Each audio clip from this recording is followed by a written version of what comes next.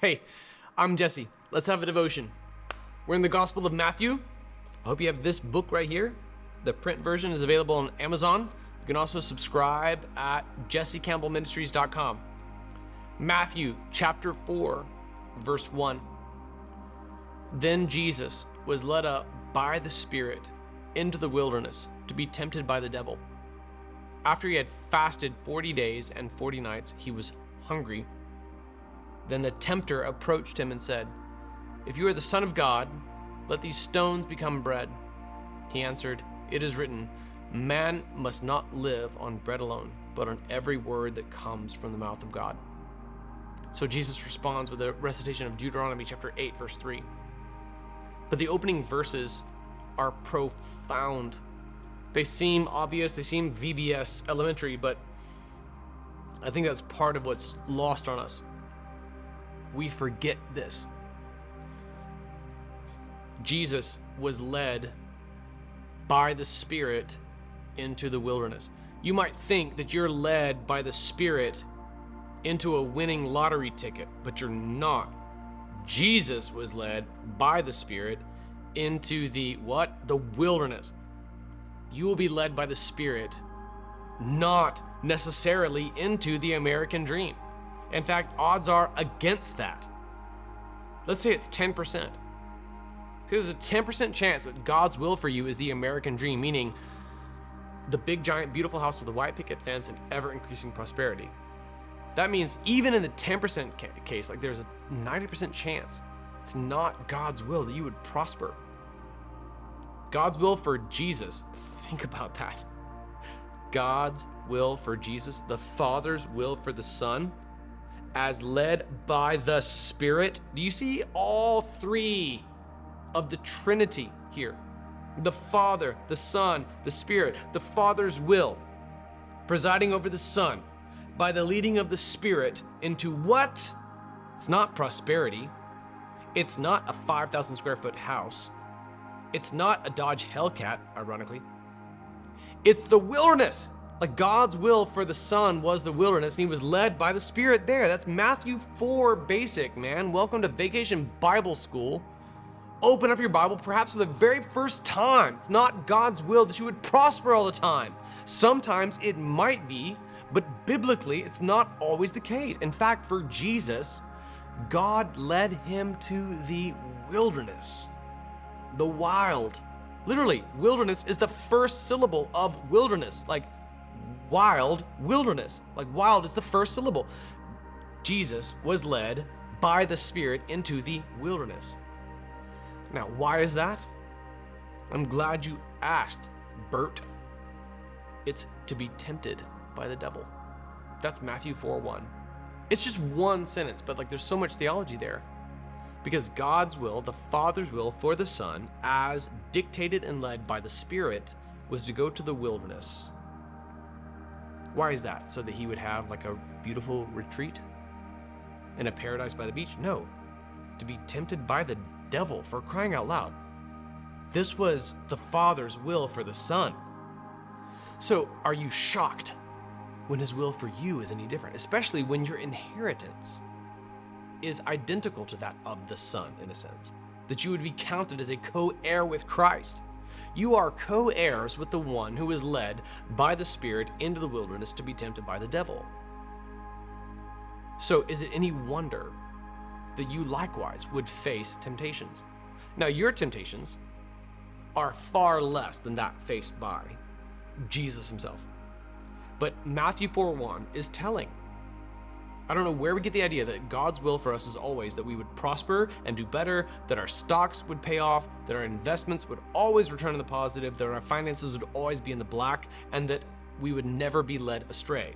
Whether we were taught by Jesus, stay tuned, just 2 chapters from now, we're taught by Jesus to pray, God, deliver us from evil, deliver us from temptation.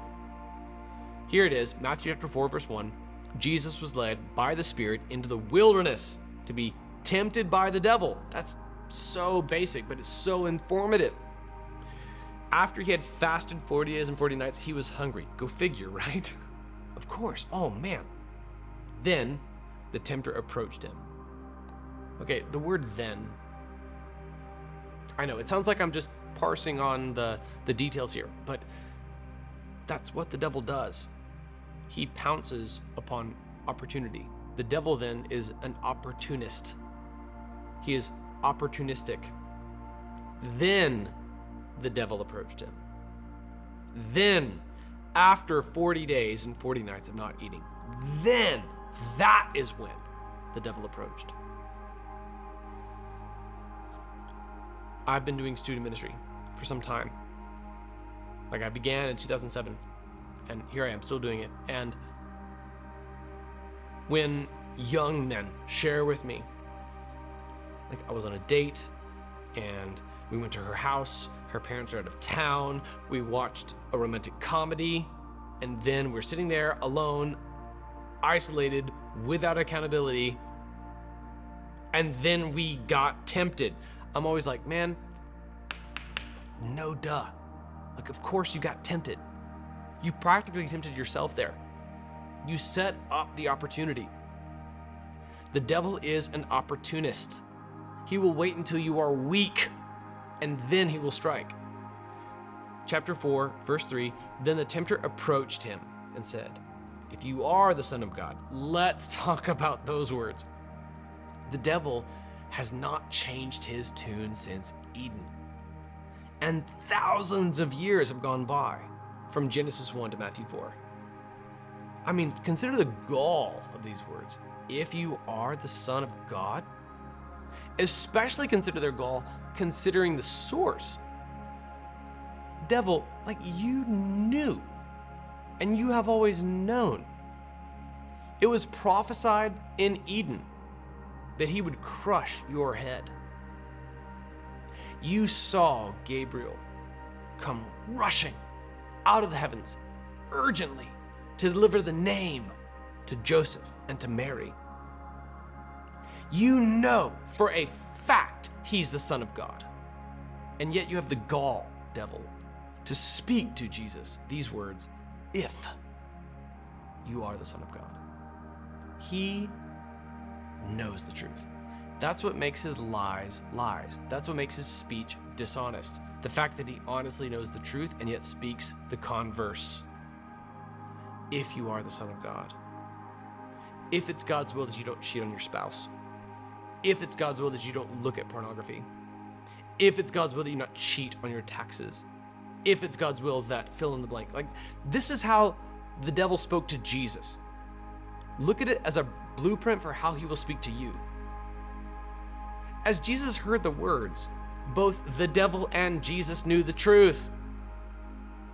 Okay? You understand that? Like, Jesus knew the truth, and Jesus knew that the devil knew the truth. If you are the Son of God, are you kidding me? Of course he's the Son of God. You have seen this. You have foreknown this. You have been told this millennia prior, devil. If you are the Son of God, tell these stones to become to bread. Suddenly, like, the stone and bread thing seems really petty when you really zoom in on the first words. And Jesus' response is a recitation of Deuteronomy.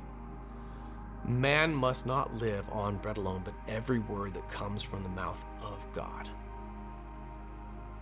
You suddenly understand there's more at play here than just a panini. And we'll talk about that tomorrow, but for today, I want you to consider the gall of the devil, who had, like, the backbone to look at Jesus and say the words, if you are the Son of God, knowing full well, not only is Jesus the Son of God, but Jesus is the one who was prophesied to crush his head. I think that you and I, brother and sister, based on Matthew 4, have just busted the tempter.